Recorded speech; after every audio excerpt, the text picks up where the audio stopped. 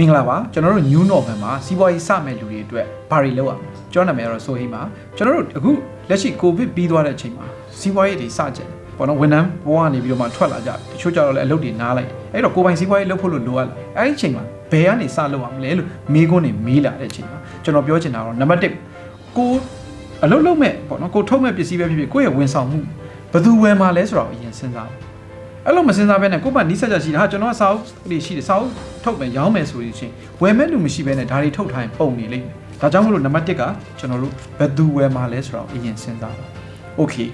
နောက်တစ်ခုကဘာလဲဆိုတော့ technology ပါနည်းပညာနဲ့ရောင်းမှာဖြစ်အကယ်၍အချိန်မီကျွန်တော်တို့တွေကဒီယောဂါတွေကြောင့်မို့လို့လူတွေအပြင်မထွက်တော့ဘူးဆိုရင်ကျွန်တော်တို့ကိုယ်တိုင်သွားပို့နေအောင်မှာလားဘာလုပ်မှာအဲ့တော့နည်းပညာတွေနဲ့လူတွေကိုကျွန်တော်တို့က online ကနေပြီးတော့မှဘယ်လိုရောင်းမလဲonline ကနေပြီးတော့ဘယ်လိုကြော်ညာမလဲ online ကနေပြီးတော့လူသိအောင်ဘယ်လိုလုပ်မလဲဆိုတော့ technology ကိုစဉ်းစားထားဖို့လိုအပ်ပါနောက်တစ်ခုကတော့ product and service ပါကိုယ့်ရဲ့ထုတ်ကုန်ပဲဖြစ်ဖြစ်ဝန်ဆောင်မှုပဲဖြစ်ဖြစ်အဲ့ဒါတွေကို new normal နောက်အသစ်မှာ covid ပြီးသွားတဲ့အချိန်မှာလူတွေဘာကိုပို့လို့ချင်းဥပမာအစားအသောက်ရောင်းနေဆိုလို့ရှိရင်အစားအသောက်ကအရင်တော့ဆိုလို့ရှိရင်တော့လွယ်လေးပဲပေါ့ဒီလိုပဲလုပ်တော့ပေမဲ့လည်း new normal ကြာလို့ရှိရင်လူတွေကအစားအသောက်ကိုပို့ပြီးတန့်ရှင်းစေချင်တယ်စိတ်ရှိဒါကြောင့်မို့လို့ကျွန်တော်တို့ရဲ့ product တွေ service တွေကိုတခြားစဉ်းစားပါ new normal မှာလူတွေဘာတွေလိုချင်လဲဆိုတာနောက်တစ်ခုကတော့ strategy ပါမဟာဗျူဟာပါကိုသွားမဲ့ကိုယ့်ရဲ့ထုတ်ကုန်တွေရဲ့မဟာဗျူဟာအရင်အရေးကြီးပါအားလုံးကပေါ့နော်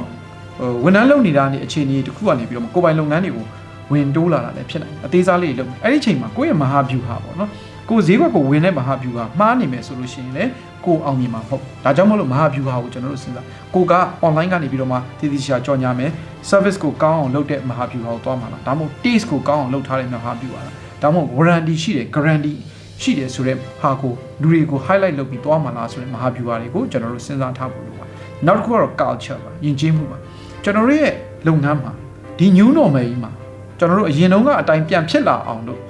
အားလုံးစူးစမ်းရမယ်ဆိုတာကိုသိထားဖို့လိုတယ်အဲ့တော့ကိုကဝန်ထမ်းတွေခန့်မယ်ဆိုတဲ့အချိန်မှာမလုံးမချုံမပြုတ်တွေပုံစံမဟုတ်ပဲနဲ့တကယ်နှစ်ကာဝါသနာပါပြီးစူးစမ်းမဲ့လူတွေကိုတေချာရွေးပြီးခန့်မှာမရရင်မခန့်မှာတေချာရွေးပြီးတော့ခန့်မှာရတယ်ဘာကြောင့်လဲဆိုတော့ကျွန်တော်တို့တွေအခက်ခဲတွေကြားထဲမှာရုန်းကန်မှာဖြစ်တဲ့အတွက်ကြောင့်မို့လို့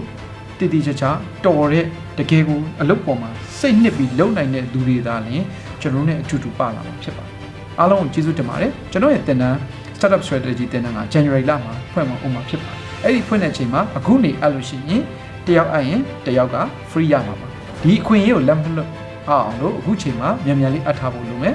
အားလုံးကျေးဇူးတင်ပါတယ်